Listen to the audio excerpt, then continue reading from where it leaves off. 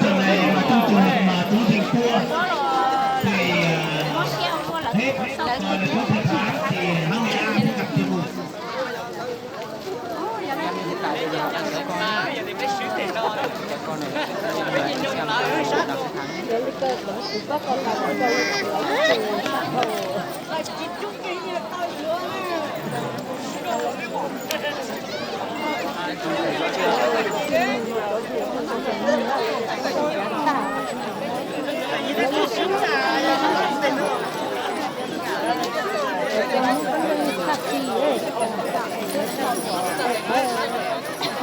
sẽ lấy dân tộc là thật ở tớ với cái mình nó còn của các cậu học hành cho nó thích chẳng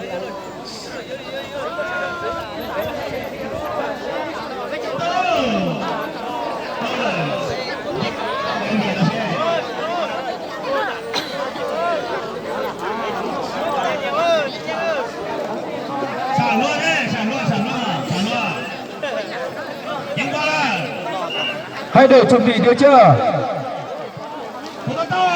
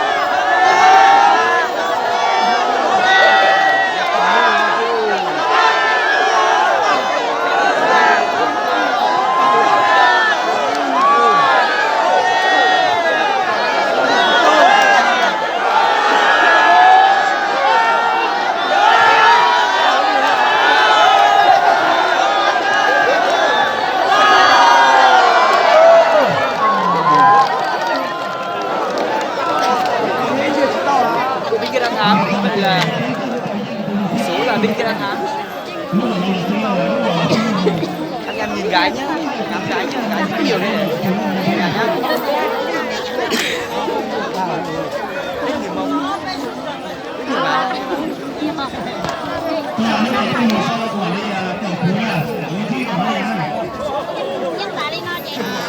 Anh thấy má chị? Chắc là cháy lì thế lô. Mà hơi có tần thật đi xì là cái tí nữa. Đó, đây là bây giờ đuổi gái đói bụng hết rồi.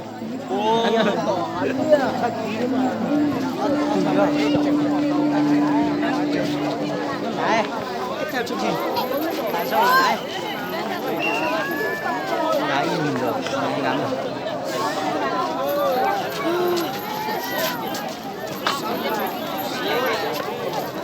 Sao chờ ra chờ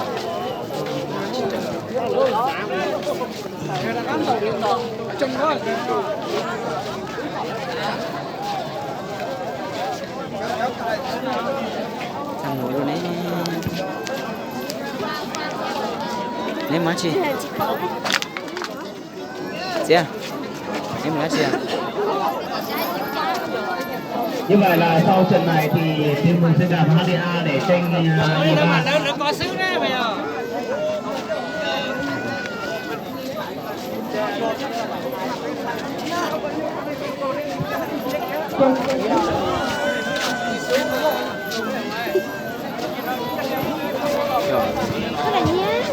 Là tương đúng à?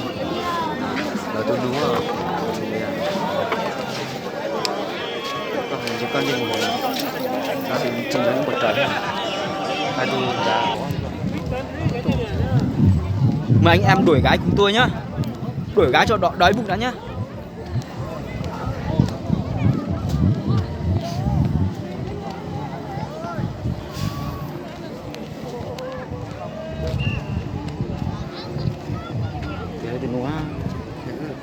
đây là tụi nó đồ từ bé cho nụ từ bé cho nụ thứ hai là chế hạn này đó rồi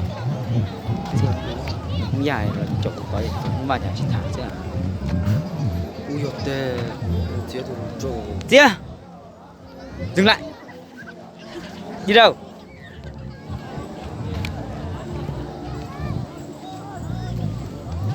em đi với tôi nhá, đi ngắm gái nhá, mời anh em nhá. 3 con gái rồi nhá. Gái vùng cao này rất quê luôn, quê mùa quê lắm, xấu hổ cực kỳ luôn đấy anh em ạ, không nhìn thấy mặt luôn đấy.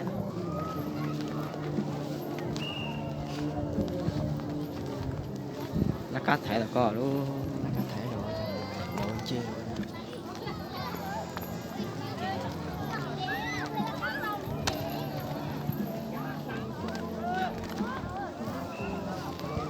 Mấy giờ không nói chuyện gà khó lo con chính gà cho thế nào gà cái mà một chỗ chứ con à tôi hỏi mà chỗ hả ư rồi nhưng mà chỉ có gì thế chả là thế mình gì à thế khó lo thằng nó gà chỉ dọc kia chỉ cho nên san dẻ cũng gà đó nên mà chạy mà cứ chạy tao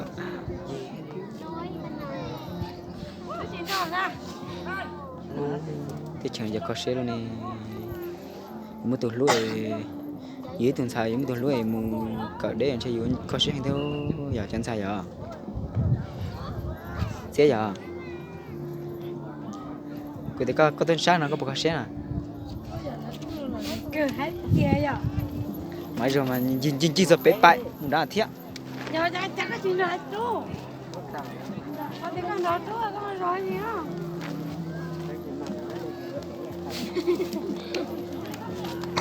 bị chặt trời luôn hiểu không? Gái quê nhá anh em nhá, gái rất xấu hổ luôn, không thể ngửa mặt lên đây cả anh em ạ. Cố gắng đuổi theo tí thay mặt không nhá.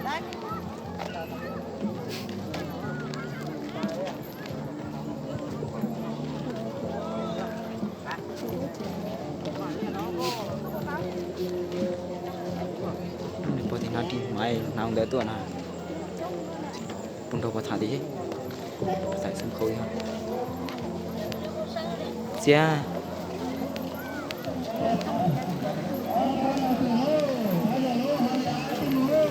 từ bên phía cái này xong một đôi luôn từ bên phía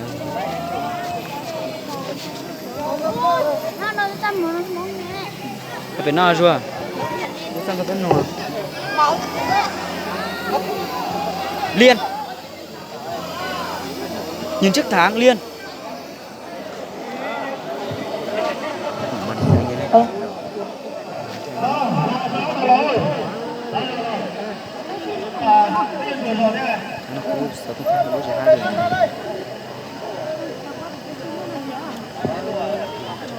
alo.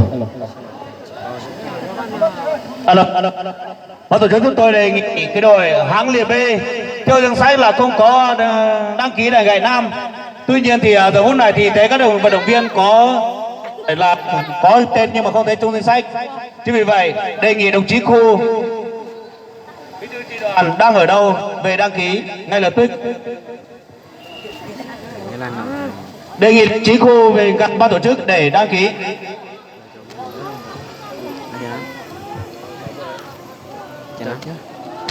Đội Kim Mông và hãng liệt A vào sân này. Trời hãy ngự nè. Đến sẽ phát thằng. Liền một từ đi. Nó sẽ chầu quá, nó là chầu. Nó sẽ chầu mà thật tông luôn. Tha nghe đó nó. Khi nào. Cái chỗ tụi nó lỗ tụi nó sẽ dòng ra.